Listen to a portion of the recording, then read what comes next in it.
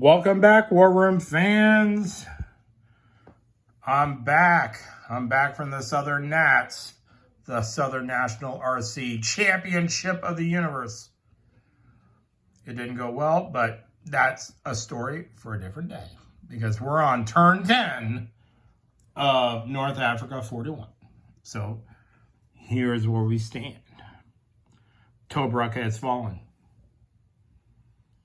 The siege of Bardia is in full effect. Notice Germany is building some forts. Now, right here is the fourth victory point where Dacca is. The British are forming their counterattack. Germany right now is at +5 on the victory point chart. So Bryce needs to take that airfield. He needs to take that airfield right here. Yeah, that one and this one. ASAP. Because time is running out. So this is where we stand. And Rommel, what is actually the airfield called? Sid Barania or Barania? It's upside down to me. Barani. Barani. It doesn't matter. So Rommel is sitting in his headquarters. Lieutenant Siegfried von Vrigfried runs in and says, "General, all these armor units are approaching." And Rommel looks up from his battle map and goes, "No shit. Yeah. Let me pull a little magic trick out of my bag." So here's where we go. We're starting turn 10. Bryce, what's the plan?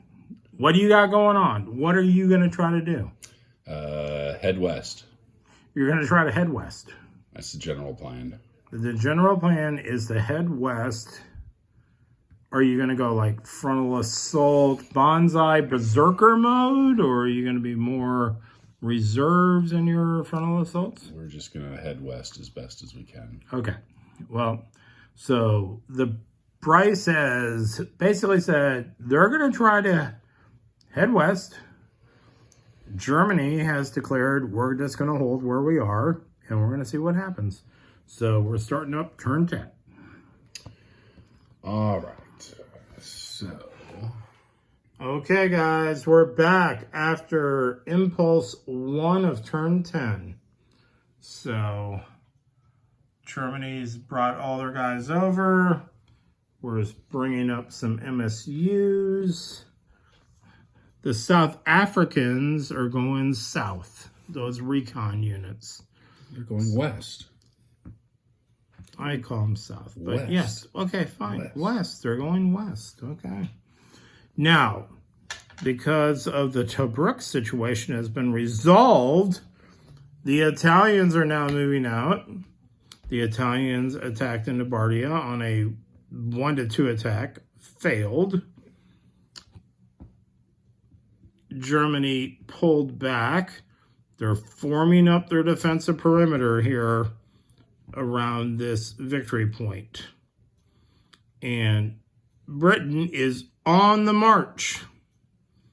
So we're going to see what happens on Impulse 3 because we're in the summer. So we skipped Impulse 2. Okay, guys, we're here at the end of turn 10. Malta. What? You rolled a 3. I had to roll. Greater than or equal to 3. God dang it. Oh, no, wait. No, I'm looking at yours. It's 5. It's a 5. Never mind. That's what I thought. Okay. So we're going into turn 11. So here's how turn 10 ended. So Germany's bringing up their stuff.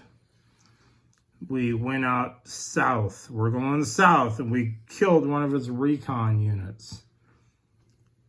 Now, Britain is trying to go north, or I guess south of the escarpment. The Bardia siege has turned into literally nothing. I have no strength to attack them. We're just manning our forts. We're just trying to mother our victory points. We did do a counterattack up here. We're just moving out. It's just, I mean, literally Germany is the defensive person in this game at this point. We're at +6 victory points going into turn 11. We're just trying to hold our victory points, and the British are coming. They are attacking. So we will see what happens going through turn 11. Here we go, guys. We're at the end of the first impulse of turn 11. So, obviously, the axes are moving up. Now, once again, we enter this weird phase of 41. People being out of supply, everything going crazy. But you can see the Italians are coming up. The Bardia attack has been completely called off. In fact, Bardia is a fortress that we will probably never take. But those two guys you see there right in the middle of the Italians, right here, those are British units out of supply. Those are German units out of supply. We're still trying to hold our victory point city here. So we're playing the try to outflank each other game and putting each other out of supply. But also we're running into, I don't have attack supply, so I can't attack anymore. So it's turning into a very interesting game in that respect. Britain's still bringing up their guys in reserve. So that's where we stand after the first impulse of turn 11. Okay, guys, we're back after phase 1 of turn 11. So, obviously, the Germans are coming up, but the Italians are fanning out everywhere. They got these two guys here, I just wrecked, are British. The one to the left, that's German. We're fighting this, like, weird, trying to stay in supply, maneuver around, but everybody's running out of supply. There's the 4th victory point city. We're just being attritioned out at this point. But we're just moving along. So the Germans fought their way, though, out of the pocket of being out of supply, and the British, who put them in distress, are now completely surrounded. So we'll see what happens. Okay, guys, we're here. Got rid of a shit ton of your armor At the end of turn 11. So phase 3, Germany just did tactical, so we could get some supply back up to DAC up here.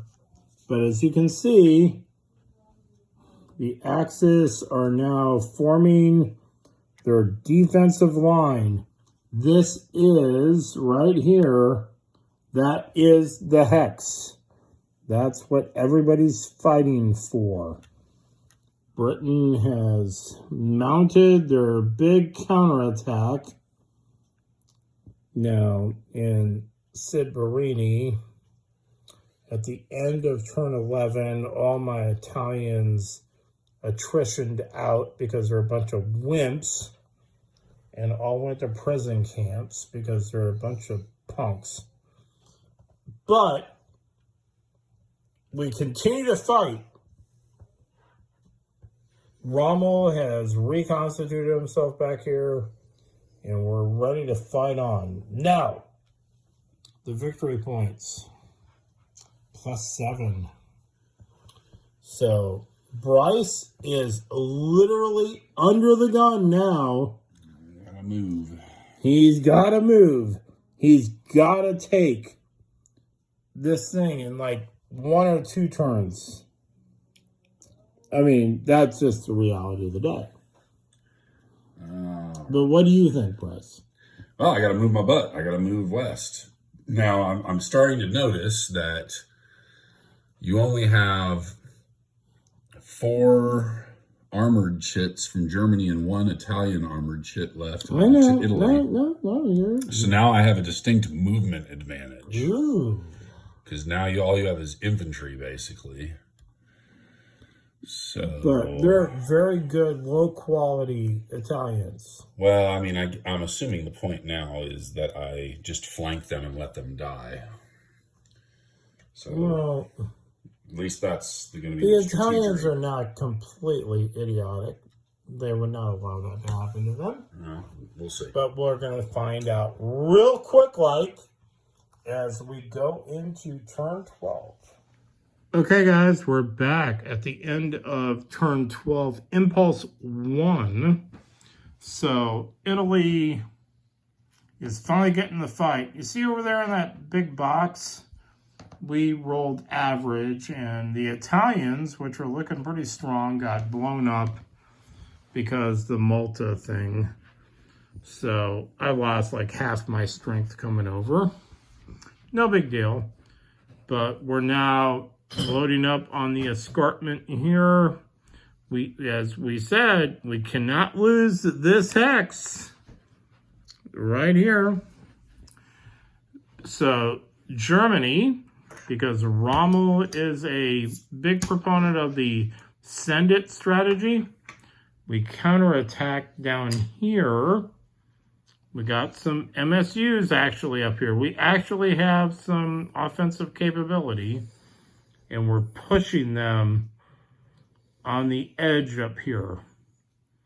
So that's where we stand. Now, Britain, on their turn, on the first impulse of turn 12, they just tactical to get a supply marker closer to the front. So that's where we stand, and we'll see what happens going into impulse 3 because we're in summer. Okay, guys, we're back at the end of turn 12, third impulse. So the Italians are coming up in their depleted state since they got destroyed. But we're holding up here. This Bardia thing is just, it's actually more confounding than Tobruk, but it doesn't matter. So up here, the Germans keep fighting. Notice how we keep moving south towards the edge of the map. So we're just hanging out here.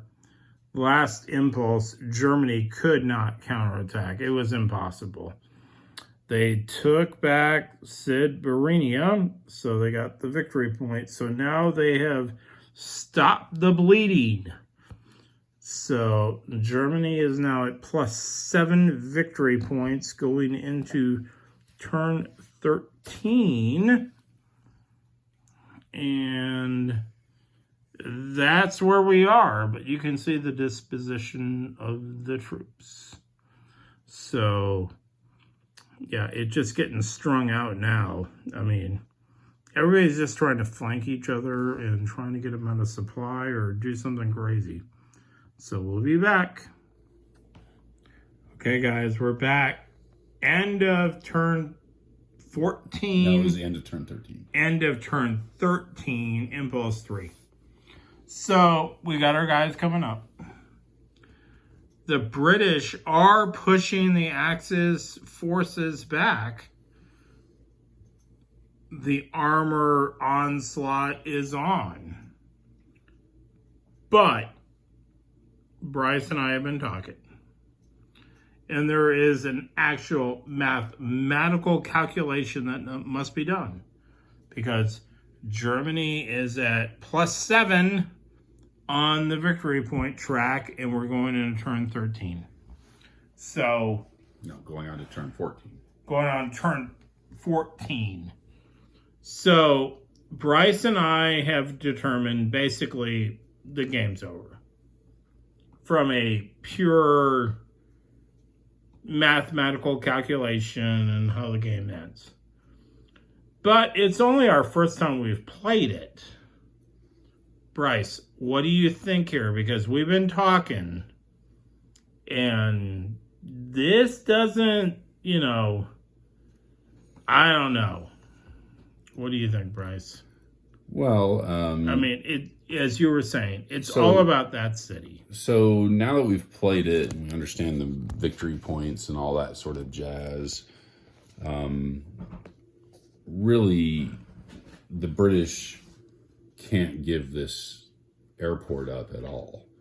I mean, they could maybe give it up for a turn, but they have to take it right back, basically.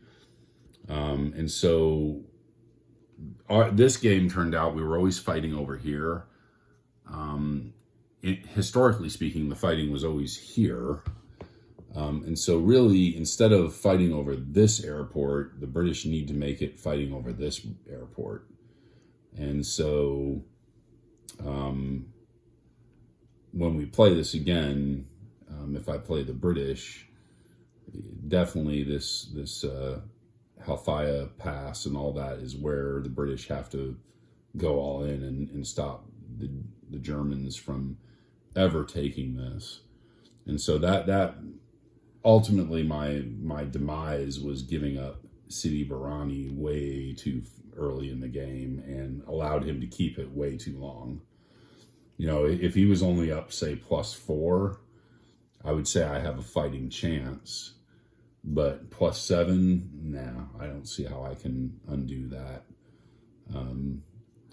The other issue, and you learn these things as you play the game, is learning the combat table in this, because it is different from Stalingrad 42, and just understanding how that table works and in the context of the game and the victory points, definitely would changes your strategy. But it's a lot of fun. This game is different than 42. 42 is just lots of chits and a slog fest and all that. This one is more supply and countering and flanking and stuff like that. So I would say this game is a little more subtle than Stalingrad 42. Yeah, no, I agree. I mean, that's one of the things I really do actually like about this game is it's not just line all our counters up, add them all up, roll some dice, and see what happens. You have to really think about flanking, maneuvering, combat supply in this game. It will put you in. I mean, I lost 6 supply points this game, just on shipping. At least, yeah. And it really restricted me. I mean, it was insane on supply points. Yeah. But that's part of the game. That's what makes it cool. You don't have to worry about that stuff in like Stalingrad 42, which we've uploaded videos on. So, no, we had a really enjoyable first game.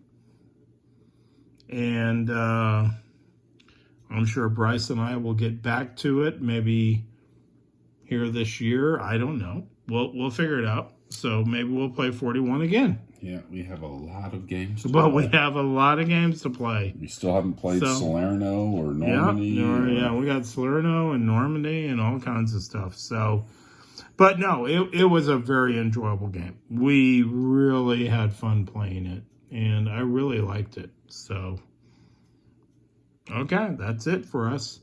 So we'll be talking to you guys later. Cheers. And we're out. Adios.